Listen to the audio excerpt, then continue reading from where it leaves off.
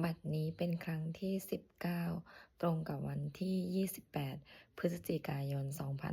2568 ข้าพเจ้านางสาวรัชดาพร ทวยทุย ขอเปล่งวาจาสาธยายพุทธมนต์ถวายเป็นพุทธบูชา ธรรมบูชา สังฆบูชา และเป็นอาจาริยบูชาแด่องค์พระคัมภปฏิเทระเจ้า องค์หลวงปู่สำเร็จรุ่น หลวงปู่บุญเดช หลวงปู่ศิลาตลอดทั้งครูบาอาจารย์ผู้เป็นเจ้าของวิชาจินดามณี ขอเทพเทวดาเจ้าทั้งหลายโปรดจงมาอนุโมทนาในการสวดสาธยายของข้าพเจ้านี้ ขออนุภาพคุณพระรัตนตรัยครูบาอาจารย์และเทพเทวดาทั้งหลายโปรดจงบันดาลให้จิตของข้าพเจ้าเป็นสมาธิอันควรแก่การสวดสาธยายมนต์ต่อไปบทสวดชุมนุมเทวดาสัมมันตาจักรวาเลสุอันตราคัจฉันตุเทวตาสัทธัมมะมุนีราชัสสะสุนันตุสาขาโมฆะถังสเคกามิจารูเปคิริสิการัตเทจันตลิเควิมาเนทีเปรัตเทจาคาเมตาลุวานาคาหะเนเคหวัตถุมาหิเคเตภูมิมาจายันตุเทวาชะราธาวิสาเมยะขาคันธปานาคาตินันตาสันติเกยังมุนิวาราวจานังสาทโวเมสุนันตุธรรมสวานการุยัมปทันตาธรรมสวานการุยัมปทันตาธรรมสวานการุยัมปทันตาบทสวดนามการสิทธิคาถานะโมตัสสะภะคะวะโตอะระหะโตสัมมาสัมพุทธัสสะนะโมตัสสะภะคะวะโตอะระหะโตสัมมาสัมพุทธัสสะนะโมตัสสะภะคะวะโตอะระหะโตสัมมาสัมพุทธัสสะ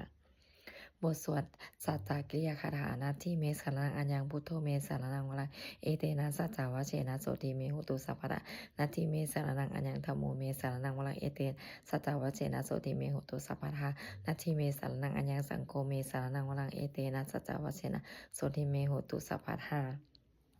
บทสวดมหาการุณิโกนาโถติอาทิกาคาถามหาการุณิโกนาโถอาทายาสัพพะปานินางปุเรตวาปารมิสัพพะปัตโตสัมโพธิมุตตมังเอเตนะสัจจาวะเชนะมโหตุสัพพุปัตถวามหาการุณิโกนาโถหิตายาสัพพะปานินางปุเรตวาปารมิสัพพะปัตโตสัมโพธิมุตตมังเอเตนะสัจจาวะเชนะมโหตุสัพพุปัตถวามหาการุณิโกนาโถสุขายาสัพพะปานินางปุเรตวาปารมิสัพพะปัตโตสัมโพธิมุตตมังเอเตนะสัจจาวะเชนะมาโหตุสัพพุปัตถวา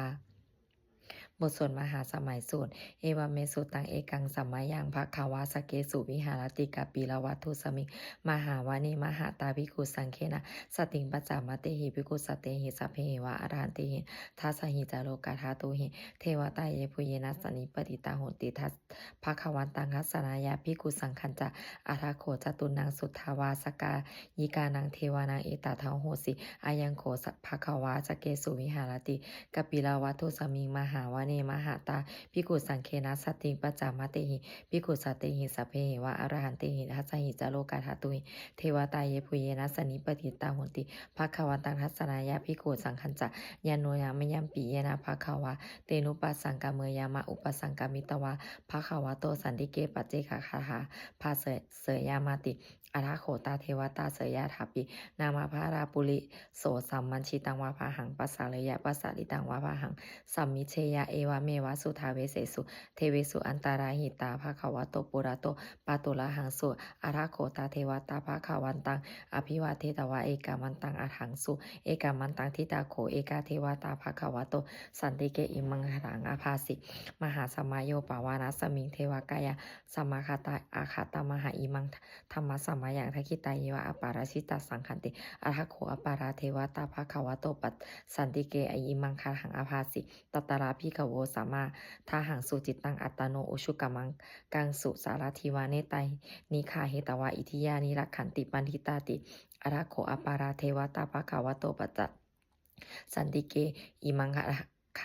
หังอภาสีเชตวาคีรังเชตวาปาลิคะลีคังอินทักคีรังโอหัจจามะเมชาเตจารันติสุทาวิมาราจักขุมาตาสุทันตาสุสุนาคติอาราโคอาปาราเทวตาภควโตสันติเกเอมังคาหังอภาสีเอเกจิพุทธังสารนังคาตาเสนาเตคามิสันติอภายภูมิงปหายามนุสังเทหังเทวกายังปริปุเรสันติเตอาราโคภควาภิกขุ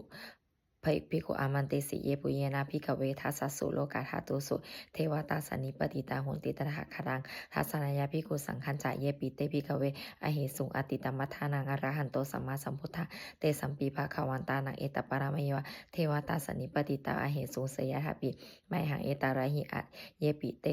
ภิกขเวอภวิสันติอนาคตมัทธานังอรหันโตสัมมาสัมพุทธะเตสัมปีภาควันตานังเอตปารามยวะเทวตาสันนิปติตาภวิสันติเสยถาปิไมหังเอตาระหิอาจิกิสมิภิกขเวเทวกายานังนามานิ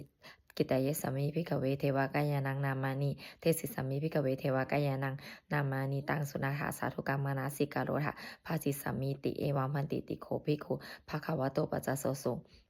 ภะคะวะอิตถะโวจะสิโลกามานุสกัสสามิยะถาภูมาตาสิตาเยสิตาคิริคปาลังปะหิตตาสมาหิตาปุโธสีหาวาสลีนาโลมาหังสัมพิโนโอทาตมานาสาสุทธาวิปัสสนามานาวิลาพิญโยปัญจสติยะตวาวาเนกปิลาวัทเวตโตอมันตยิสัทธาสาวเกสาสเนละเตเทวกายะอภิงกาตาเตวิชนาทาภิกขโวเตจะอัตปมังกลุงสุตตวาพุทธศาสนาเตสัมปตุลาหุยานังอมานุสนามัตนะทัสสนังอเปเกสตัสมาทาคุงสหัสสังอาทาสัตตลิงสัตนังเอเกสหัสสานังอามานุสานามัทาคุงอเปเกตัมเกนันตัมมัทาคุงทิสาสภาพุทธาอาหงตันจัสสัมพังอภิญญาวะวะคิตวานาจักขุมาตโตอามัตยิสัทธาสาวเกสาสเนระเตเทวกายาอภิงกาตาเตวิชนาถาภิกโวเยวหังกิตายิสัมมิคิราหิอนุปุปปโสสัตตสหัสสาวายะขาภูมากัปปิลาวะทวะอิทิมันโตชุติมันโตวนาวันโตยัสสสิโนโมทามานาอภิกมุภิกุณาสัมมิติวานาชัสสหัสสาหิมาวตายะขานาตวานิโนอิทิมันโตชุติมันโตวนาวันโตยัสสสิโนโมทามานาอภิกมุภิกุณาสัมมิติวานาสัตตากิลาติสหัสสายะขานาตวานิโนอิทิมันโตชุติมันโตวนาวันโตยัสสสิโนโมทามานาอภิกมุภิกุณาสัมมิติวานาอิเตเตโสลาสัสสหัสสายะขานาตวานิโนอิทิมันโตชุติมันโตวนาวันโตยัสสสิโนโมทามานาอภิกมุภิกุณาสัมมิติวานาเวสามิตาปัญจสัตตายะขานาตวานิโนอิทิมันโตชุติมันโตวนาวันโตยัสสสิโนโมทามานาอภิกมุภิกุณาสัมมิติวานากุมพิโลราชาขายหิโกเวปุลสานิเวสนังพิญโยนังสัตตสหัสสังยะขานังปริยุปัสสติกุมพิโลราชาขายหิโกโสปะคะสมิติวานังปุริมันจะทิสังราชาทัตตะโลโทปัสสสติคันธพานังอธิปติมหาราชายสสิโสปุตตปิตัสสะภาหาวอินทานามาภาปราอิติมันโตชุติมันโตวนาวันโตยสสิโนโมทัมมนาภิกมุภิกุณังสมิติวานังทักกินันจะทิสังราชาวิโรโหตปัสสสติกุมพระหานังอธิปติมหาราชายสสิโสปุตตปิตัสสะภาหาวอินทานามาภาปราอิติมันโตชุติมันโตวนาวันโตยัสสสิโนโมทัมมนาอภิกมุภิกุณังสมิติวานังปัญชิมันจะทิสังราชาวิโรปโคปัสสสติอานาคานังอธิปติมหาราชายสสิโสปุตตปิตัสสะภาหาวอินทานามาภาปราอิติมันโตชุติมันโตวนาวันโตยัสสสิโนโมทัมมนาอภิกมุภิกุณังสมิติวานังอุตตรัญจาทิสังราชากุเวโลตปัสสสติยะขานังอธิปติมหาราชายสสิโสปุตตปิตัสสะภาหาวอินทานามาภาปราอิติมันโตชุติมันโตวนาวันโตยัสสสิโนโมทัมมนาอภิกมุภิกุณังสมิติวานังปุริมะทิสังทัตตะละโททักิเนนาวิรุหะโกปจิเมนาวิรุปะโคกุเวโลอุตตรังทิสังจัตตโลเตมหาราชาสัมมันตาจตุโลทิสาทัพทันละมานาอสังสุวะเนกปิลาวัทเวเตสังมายามิโนทัสสะอากูวันจานิกาสัทธามายากูเดนทุเวเดนทุวิภูจวิภูโตสหจันทาโนกามาเฉดโทจะกินโนคันทุนิคันทุจาปานาโทโอปะมัญโยจะเทวสุโตจามาตาริจิตตเสโนจะคันทโพนโรราชาชโนสโพอาคูปัญจัตสีโคเจวะติมพารุสุริยาวชาสาเอเตจันเรจันเยจาราชาโนคันทภาสหราชุพีโมทามานาอภิกมุมพิกุณาสมิติวนาอาหากูนาภาษานาคาเวสาราสหตัญชกากัมภารัสตะราอาตาราอาคูปายาคาสหายติปิยามุนาทัตตารัตถาจาอาคูนาคายสสิโนเอราวันโนมหานาโคโสบาคาสมิติวานาเยนาคาราเชสหาสาหารันติทิพาทิชาปาคิวิสุทธาจักขูเวหายาสาเตวนามาชาปตาจิตราสุปนาอิติเตสะนามังอภยันตะคา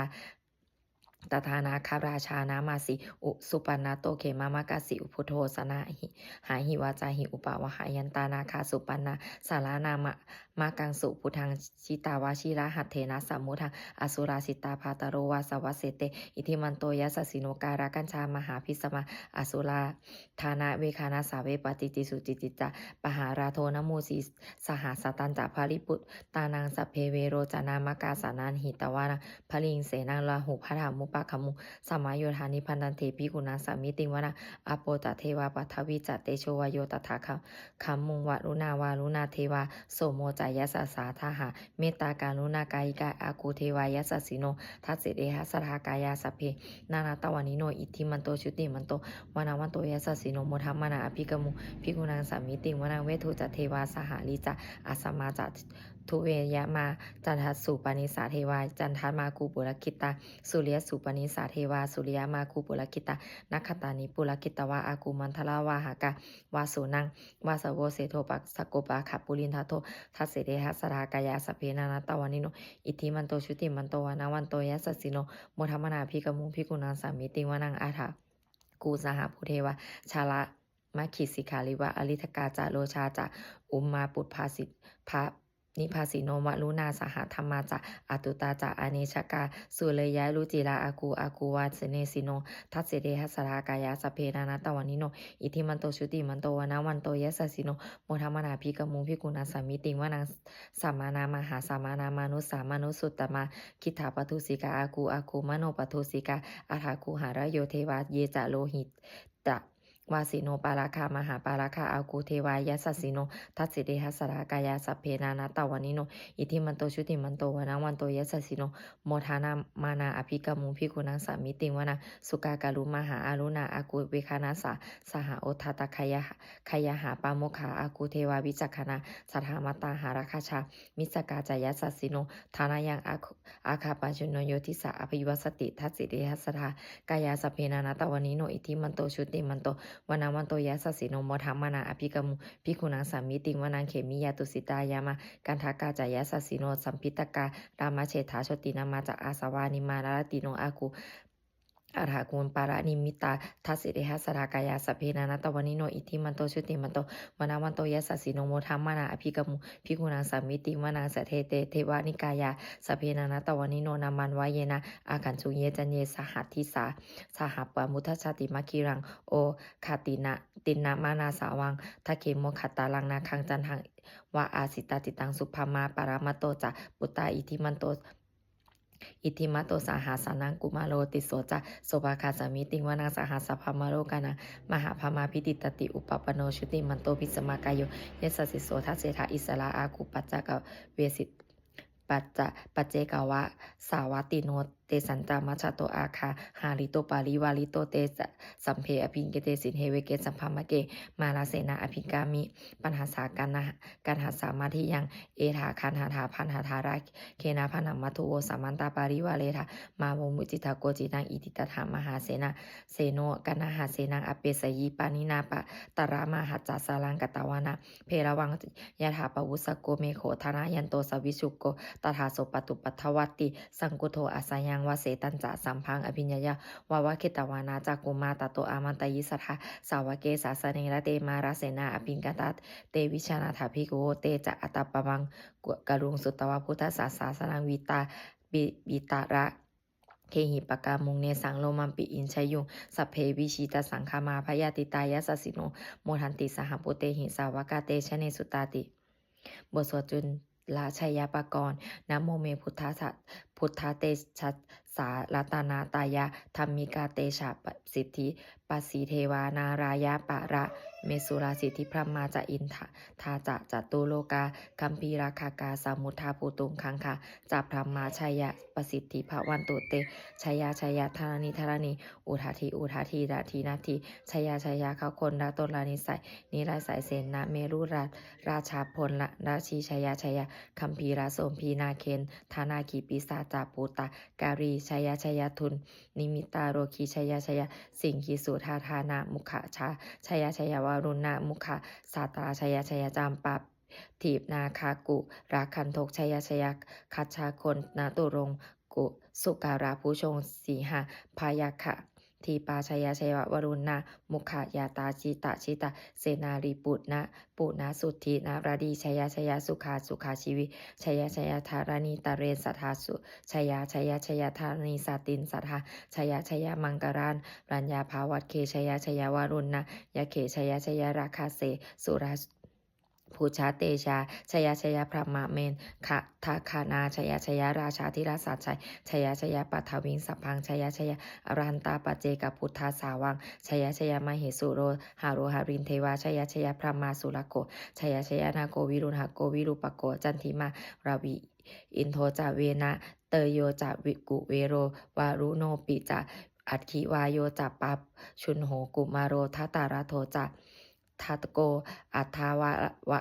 อัทธาราสามหาเทวาสิทธิตาปัสสะอาถานโยสิอิสิโนสาวากาสัพเพชยรามโมภวันตุเตชโยธรรมโมจะสังโฆจะทัสสะปาโรจะชยกังเอเตนะชยเตเชนะชยโสติภวันตุเตเอเตนะ พุทธาเตเชนะโสติโหตุเตชัยยะมังคารังชัยโยปิพุทธสสะสิริมาโตอายังมาราสะจัปปะปิมาโตปาราชยโยอุโกสายัมโพธิมันเทปโมทิตาชัยยะตถาภมะคานามเหสิโนชัยโยปิพุทธสสะสิริมาโตอายังมาราสะจัปปะปิมาโตปาราชยโยอุโกสายัมโพธิมันเทปโมทิตาชัยยะตถาอินาคะนามเหสิโนชัยโยปิพุทธสสะสิริมาโตอายังมาราสะจัปปะปิมาโตปาราชยโยอุโกสายัมโพธิมันเทปโมทิตาชยตถาเทวคานาปะเหสิโนชโยปิพุทธสัสสิริมโตอายังมาราสะจัปปาปิมโตปาราชโยอุโคสยัมโพธิมันเทปโมทิตาชยตถาสุปันนะคานามเหสิโนชโยปิพุทธสัสสิริมโตอายังมาราสะจัปปาปิมโตปาราชโยอุโคสยัมโพธิมันเทปโมทิตาชยตถานาคาคานามเหสิโนชโยปิพุทธสัสสิริมโตอายังมาราสะจัปปาปิมโตปาราชโยอุโคสยัมโพธิมันเทปโมทิตาชยตถาสัพพมคานามเหสิโนชัยยันโตโพธิละทิยามุเลสกายานันทิวะธโนเอวังตะวะวังวิชโยโหหิชยสุชยมังคาเรอปาราชิตปานังเกสิเสปะทวิโปคาเรอภิเสเกสัพพพุทธานังอัปคปโตปโมทติสุนาคตังสุมังคารังสุปภาตังสุโหติตังสุขโนสุโมโหโตจัสุยิทังพมาจาริสุปทักกินังกายกรรมวาจากรรมังปทักกินังปทักกินังมโนกรรมังปณิทิเตปทักกินังปทักกินานิกัตตวานาลพันตันเถปทักกิเนเอเตอัทธารัฐสุขิตาวิรุณหาพุทธาสาสเนอโรคาสุขิตาโหทัสสหาสเพหิยาติพีสุนันโตพลโตเยเทวาอัสมิงคาเนอธิคตาติคายุกาสัทธาหนตุสุขิตาหนตุสัพพทารักขันตุสัพพสัตตานังรักขันตุชินาสาสนังยากาจิปัฏฐาเนนาเตสังสัพเพปุเรนตุมาโนรัฐายุตตากาเรปวัสสันตุวัสสังวัสสาวาราหาการโรคาจุปัฏฐาวะเตสังวิวาเรนตุนิวาเรนตุจัสสัพพะทากายสุขังจิตตะสุขังอราหันตุยะถาระหังบทสวดธรรมานิยามาสุตังเอมเมสุตังเอกังสัมมายาภควาสาวัติยังวิหารติเชตวาวาเนอนากปินทิกัสสาอารามิตัตตระโคภควาภิกขุอามันเตสิภิกขโวติพาทันเตติพระเตพาทันเตติเตภิกขุภควาโตปัจจโสสมภควาเอตทาวจะอุปาทาวาภิกขเวตถาคตานังอนุปาทาวาตถาคตานังทิตาวะสาธาตุธรรมทิตตาธรรมานิยามะตาสัพเพสังขาราอนิจจติตังตถาคตโตอภิสัมพุชติอภิสัมเมติอภิสัมพุชิตวาอภิสัมเมตวาอาจิคติเทสิติปัญญาเปติปัฏฐะเปติวิวารติวิภาชติอุตตานิกโรติสัพเพสังขาราอนิจจติอุปาทาวาภิกขเวตถาคตานังอนุปาทาวาตถาคตานังตานังทิตาวะสาธาตุธรรมทิตตาธรรมานิยามะตาสัพเพสังขาราทุกขติตังตถาทาคาโตอภิสัมพุชติอภิสัมเมติอภิสัมพุชิตวะอภิสัมเมตวะอาจิคติเทเสติปัญญาเปติปัฏฐเปติวิวารติอภิวิภาชติอุตตานิกโรติสัพเพสังขาราทุกขติอุปาทาวะภิกขเวตถาคตานังอนุปาทาวะตถาคตานังทิตตวา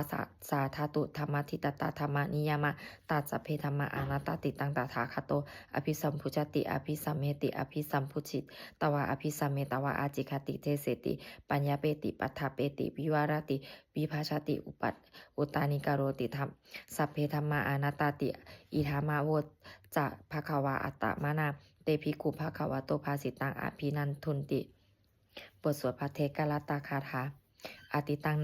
นาวะขะเมยานาปฏิกังเขอนาคตังบุคคลไม่ควรคำนึงถึงสิ่งที่ล่วงไปแล้วด้วยอะไรและไม่พึงพะวงถึงสิ่งที่ยังไม่มาถึงยะธาติธรรมปัตหินันตังอปปัตตันนันจะอนาคตังสิ่งใดเป็นอดีตก็ละไปแล้วสิ่งเป็นอนาคตก็ยังไม่มาปัจจุบันนันจะโยธรรมังตถาวิปัสสติอสังหิรังอสังกุปปังตังวิทาวิมะนุโยหะเอผู้ใดเห็นธรรมอันเกิดขึ้นเฉพาะหน้าในที่นั้นๆอย่างแจ่มแจ้งไม่งอนแง่นคลอนแคลนเขาควรพอกพูนอาการเช่นนั้นไว้อาเชวากิจจามาตาปังโกชัญญามารานังสุเวความเพียรเป็นกิจที่ต้องทำวันนี้ใครจะรู้ความตายแม้พรุ่งนี้นาหิโนสังขารันเตนะมหาเสนานะมัจจุนาเพราะการผัดเปลี่ยนต่อมัจจุราชซึ่งมีเสนามากย่อมไม่มีสำหรับเราเอวังวิหาริมาตาปิงอโหรัตตะมาตันติทิตังเวพัทเทกราโตติสันโตอาจิคาเตมุนีผู้สงบย่อมกล่าวเรียกผู้มีความเพียรอยู่เช่นนั้นไม่เกียจคร้านทั้งกลางวันกลางคืนว่าผู้เป็นอยู่แม้เพียงราตรีเดียวก็น่าชม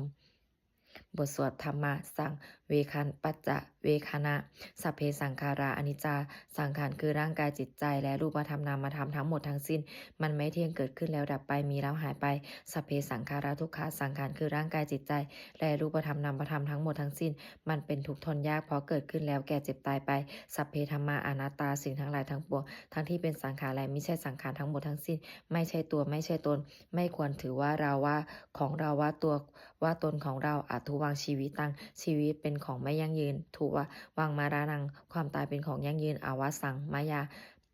มาริตพังอั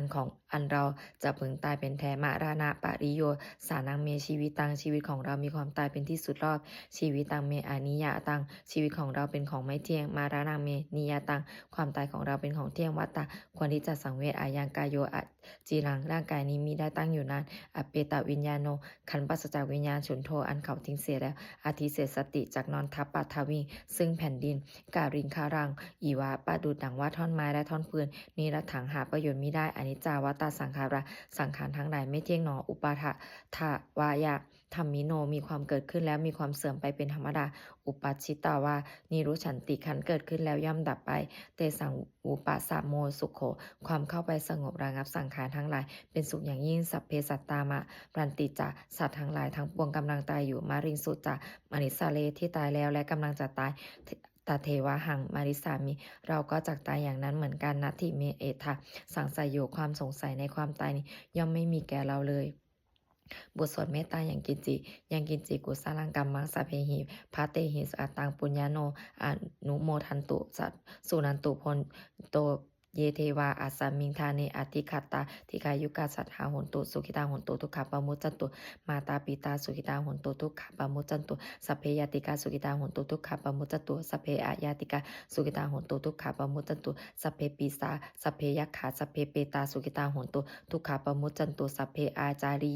ยุปัชฉายะสุขิตาหนตุทุกขปมุจจันตุสัพเพนักขตาสุขิตาหนตุทุกขปมุจจันตุสัพเพเทวาสุขิตาหนตุทุกขปมุจจันตุสัพเพสามะตินังสัมมิชันตุโอ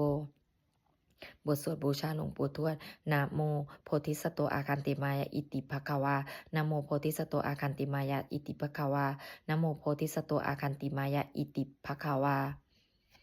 บทสวดปฏิทานาคาถายะเทวตาสันติวิหาราวาสินิทุเปคาเรโพธิคาเรตาหิงตาธรรมะทาเนนะพวันตุปุสิตาโสติงกรุณเดทาวิหารามันทะเลเทราจันมัชชานาวากาจาปิกโวสารามิกาธานาปาติอุปัสสกะขามาจาเทสานิขามาจาอิสระสัมปานาภูตาสุกิตาหนตุภาวันตุเตชะราพุชัยเยปิตาอันทะสัมภาวาสังเสทาชาตาอัทาโวปปาติกานิยังนิกังธรรมวารังปกิจเจปกิจจาเตสัมเพปิทุกัสสัสกรนตุสังขายังทาตุจีรังสตังธรรมโมธรรมัทธาราจปุคาราสังโฆโหตุสัมมาโควาอัฏฐายะจาหิตายะจาอัมเหระคันตุสัจมโมสัมเพปิธรรมจาริโนวุทิงสัมปาปุเนยามะอัตถมิอริวะปะเวทิเตปัสสนาโหตุสัมเพปิปานิโนพุทธศาสเนสัมมาทารังปะเวสันโตกาเรเทวตปวัสสตุวุธิภาวะวายาสัตตานังสมิทังเนตุธรรมันเนตุเมธานิงมาตาปิตาจะอัตราชังนิจังรักขันติปุตตะกังเอวังธรรมเมนะราชาโนปะชังรักขันตุสัพพทา บทสวดเทวตาอุโยชนะคาถาทุกขปตาจนิทุกขพยาปตาจนิพยาโสกปตาจนิโสกะโหนตุสัพเพปิปานิโนเอตตาวตาจะอามิสัมภาตังปุญญาสัมปะทังเทวสัพเพเทวานุโมทันตุสัมภาสัมปติสิทธิยาทานังรัทันตุสัทธายาสีลังรักขันตุสัพพทาภาวานามพีราตาโหนตุคาชันตุเทวตาคาตาบทสวดสุมังคาราคาถาโหตุสัพพังสุมังคารังรักขันตุสัพพะเทวตาสัพพะพุทธดวาเวนะโสทีโหตุนิรันตรังโสโหตุสัพพังสุมังคารังสุรักขันตุสัพพะเทวตาสัพพะธรรมานุภาเวนะโสติโหตุนิรันตรังโหตุสัพพังสุมังคารังรักขันตุสัพพะเทวตาสัพพะสังฆานุภาเวนะโสติโหตุนิรันตรัง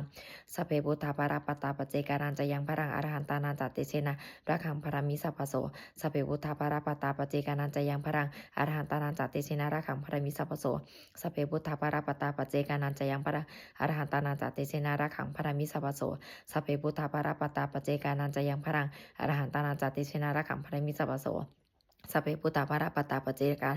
นันจะยังพรังอรหันตานันจติเชนะรักขังพระมิสัพพโสสัพเพพุทธาภรปตาปเจการนันจะยังพรังอรหันตานันจติเชนะรักขังพระมิสัพพโสสัพเพพุทธาภรปตาปเจการนันจะยังพรังอรหันตานันจติเชนะรักขังพระมิสัพพโส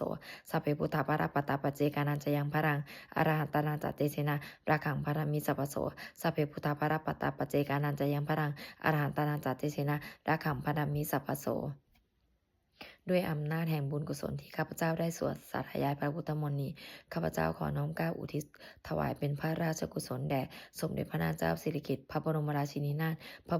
ระบรมราชชนนีพันปีหลวงผู้เสด็จสู่สวรรคาลัยขออานิสงส์แห่งบุญกุศลนี้จงเป็นทรัพย์สิริมงคลแก่ข้าพเจ้าให้แคล้วคลาดปลอดภัยจากทุกโศกโรคภัยอันตรายทั้งปวงให้มีแหล่งรายได้อันสุจริตมั่นคงเป็นสัมมาอาชีพอันชอบธรรมคำว่าไม่มีอดอยากยากจนอย่าได้มีแก่ข้าพเจ้าขอให้ข้าพเจ้ามีสัมมาทิฏฐิตั้งมั่นในพระธรรมคำสอนแห่งองค์สมเด็จพระสัมมาสัมพุทธเจ้าดำรงอยู่ในความดีงามตลอดกาลและนานอีกทั้งขอเทพเทวดาทั้งหลายผู้ได้อนุโมทนาสาธุการในบุญกุศลนี้โปรดประสิทธิ์ประสาทพรน้อมส่งอานุภาพแห่งมงคลไปสู่วัตถุมงคลพระปิตายอดเศรษฐีทั้งฝ่ายไทยและฝ่ายลาวรวมถึงวัตถุมงคลทั้งปวงที่3สิ่งอมุเลตได้จัดสร้างขึ้นให้เปี่ยมด้วยพุทธานุภาพเทวานุภาพและฤทธานุภาพอันศักดิ์สิทธิ์อำนวยผลให้เป็นสิริมงคลแก่ผู้ครอบครองและผู้เช่าทุกประการเถิด